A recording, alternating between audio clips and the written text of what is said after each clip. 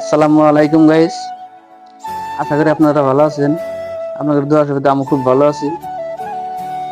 তো সকালে খাওয়া দাওয়া শেষ করে গেলাম বড় বাড়ি, কারণ সেখানে ছিল ভাতিজার হালখাতা। তো সেখানে গিয়া দেখি সবাই মিলে মাংস কাটাকাটি করতেছে, তো আমার সাথে যা যোগ দিলাম। সবার সাথে মিলে মাংস ধুয়ে কড়ার মধ্যে খিচুড়ি বসা দিলাম। ততক্ষণ সাথেই থাকুন, দেখতে থাকুন।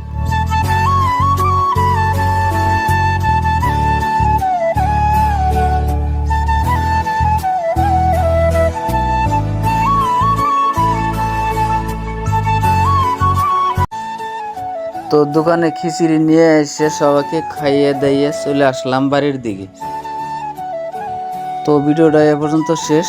সবাই ভালো থাকবেন, সুস্থ থাকবেন, আমার জন্য দোয়া করুন। আর ভিডিওটা কেমন হয়েছে কমেন্ট করে জানাবেন।